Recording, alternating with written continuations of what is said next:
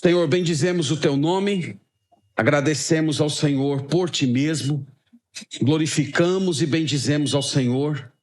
Nós chegamos na tua presença no nome de Jesus Cristo e estamos aqui, Senhor, exclusivamente para celebrá-lo. E nós pedimos, Pai, que o Senhor nos abençoe com a tua graça, com a tua presença, conduzindo os nossos corações a uma apreciação espiritual de quem o Senhor é e de todas as tuas obras. Pedimos isso no nome do Senhor Jesus. Amém. Amém. Meus irmãos, o Natal, ele exerce uma espécie de um fascínio, um poder estranho nas pessoas. Há um tipo de magnetismo que vai além de enfeites e comércio. Ninguém ouve falar, por exemplo, da magia do Dia das Mães, do Dia dos Pais, nem do Dia das Crianças, mas nessa época fala-se muito sobre a magia do Natal. De fato, o Natal ele é diferente dos demais feriados. Até mesmo numa sociedade como a nossa, que é caracterizada por muitos como uma sociedade pós-cristã, o Natal ainda continua despertando o fascínio de muita gente. Tem alguns que falam até do Natal dos ateus. Os ateus criaram a sua própria estrutura para celebrar essa data. Eu creio, irmãos, que a explicação para o sentimento natalino pode ser encontrado em passagens, diversas passagens, mas passagens como Romanos 1,18. Eu gostaria de ler para vocês essa passagem em Romanos capítulo 1, versículo 18, e você vai ver que não é uma abordagem tão positiva assim do chamado sentimento natalino.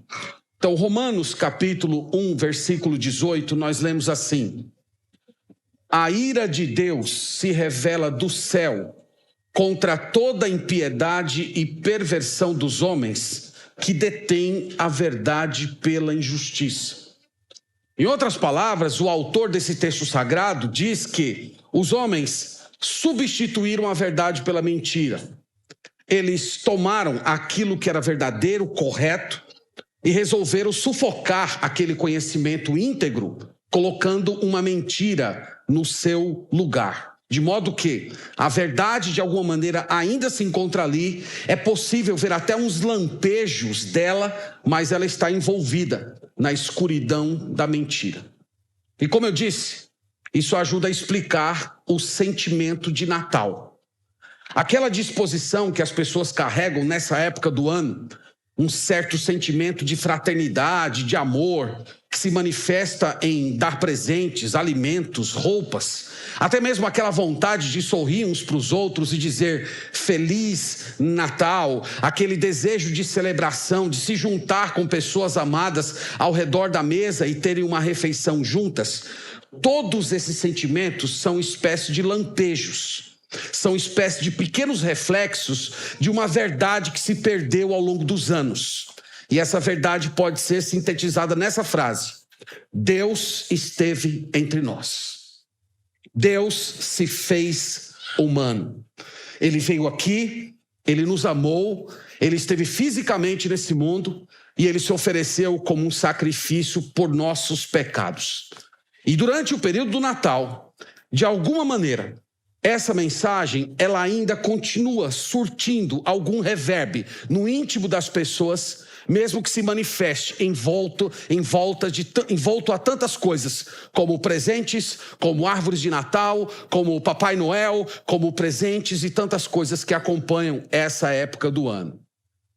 O que eu estou tentando dizer para vocês é que o sentimento natalino, ele é tanto grandioso quanto frustrante. Porque, por um lado, o coração humano sabe que há algo que deveria ser festejado e ele anseia por isso, mas, ao mesmo tempo, ele não compreende o que é digno de celebração nessa data. E sabe por que isso acontece? E sabe por que o coração do homem fica tão obscuro nessa época? Aquele sentimento de fraternidade, mas ele simplesmente resumindo essa fraternidade a puras ações humanas? Novamente, é Romanos 1,18.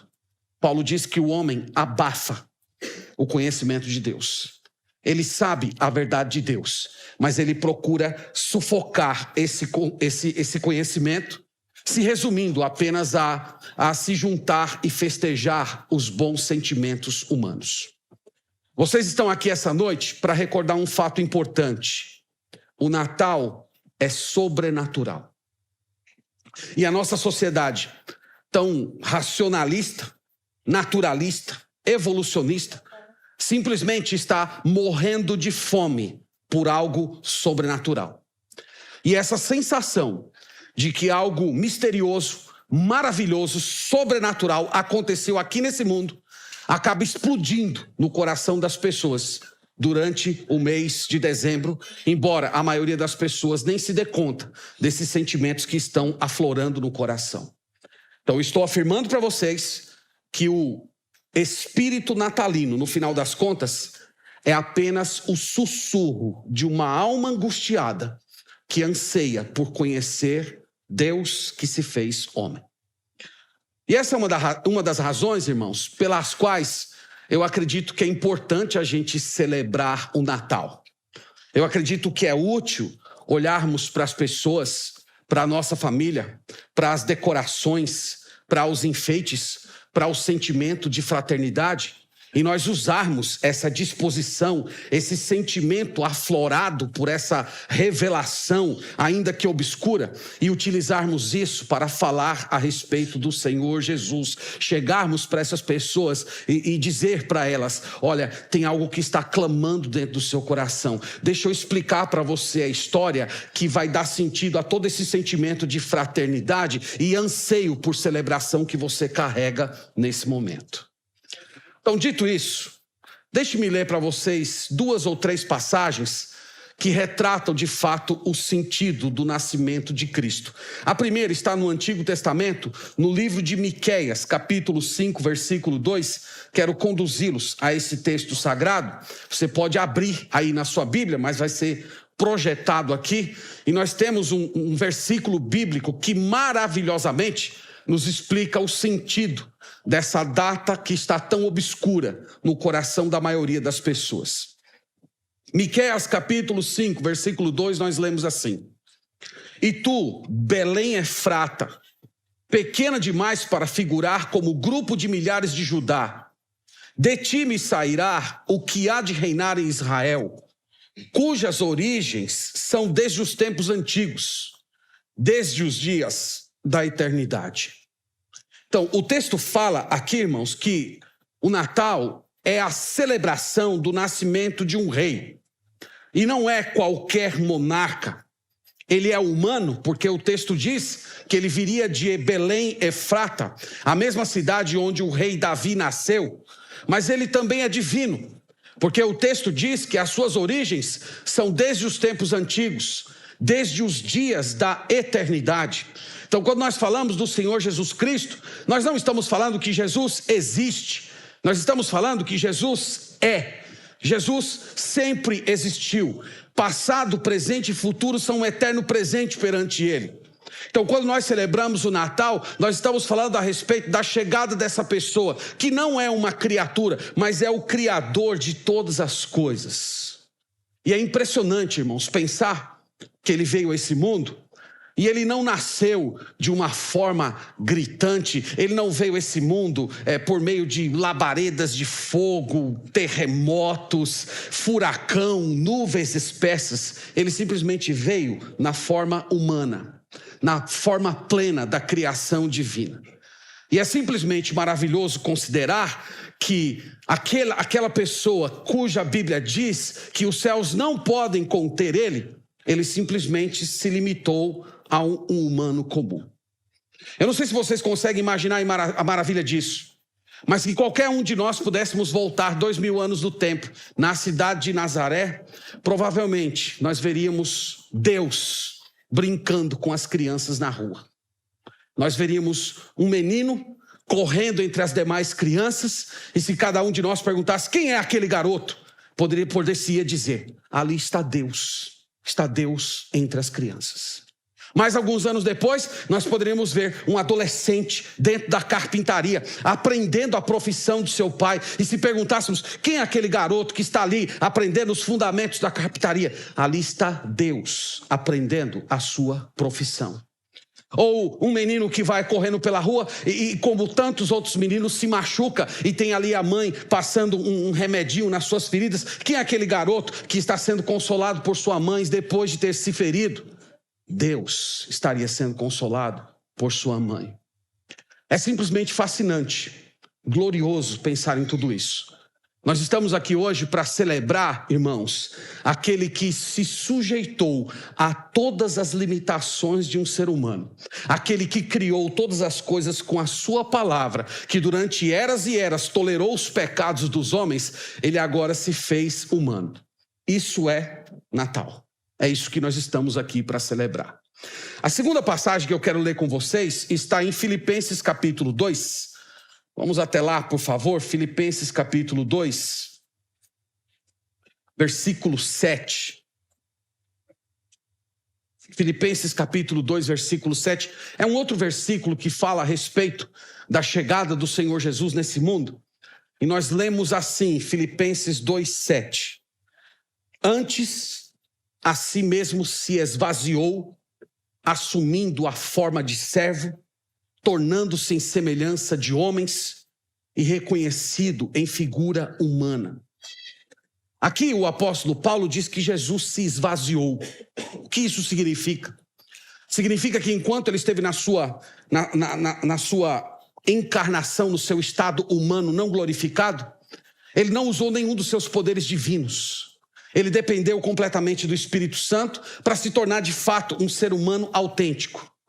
E vocês perceberam aqui pela leitura do texto que ele não apareceu numa grande família, ele não apareceu num grande palácio, como um homem de uma família de pessoas importantes e ricas. O texto diz que ele simplesmente se esvaziou e assumiu a forma de servo. Ele veio como criatura, na pobreza, na fraqueza e na sua humanidade. Então todos aqueles que conviveram com ele, você pode pensar nos apóstolos, nos discípulos, todos eles viram isso, um servo, um homem simples, um homem de hábitos modestos. Em Lucas capítulo 9, versículo 58, ele disse que não tinha sequer onde reclinar a sua cabeça. Em outra ocasião, ele tomou uma bacia com água e ele mesmo lavou os pés dos seus discípulos, mostrando ali a sua forma de servo. E meus irmãos, essa é uma outra forma de concebermos o Natal. Por um lado, nós temos o nascimento de um rei todo-poderoso, mas nós também temos a chegada de um servo, o que mais se humilhou, o que mais se rebaixou, o que mais demonstrou um comportamento pequeno nesse mundo aos olhos dos homens. E ele é o grande modelo de humanidade para todos nós. E por último, ainda em Filipenses 2, versículo 8. A si mesmo se humilhou, tornando-se obediente até a morte e morte de cruz. Aí você poderia dizer, pastor, mas aí já não é mais Natal, aí já é Páscoa. Não é? Natal é nascimento, a Páscoa é a morte. Mas essa é uma das coisas mais significantes sobre Jesus. É que Natal e Páscoa estão juntos. Eles não podem ser separados. Vocês devem se lembrar que quando Maria foi ao templo apresentar Jesus, ela teve encontro com Simeão. Lembram Simeão pegando Jesus no colo, dizendo, Senhor, agora pode levar o teu servo, os meus olhos já viram a esperança de Israel. Então ele simplesmente está ali celebrando a alegria de ver finalmente o Senhor Jesus Cristo. Mas naquela ocasião, Simeão disse uma frase muito enigmática para Maria.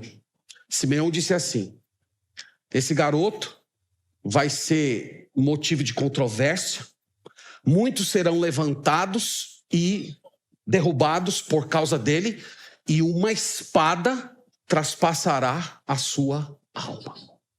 Aqui nós temos a conexão de Natal com Páscoa.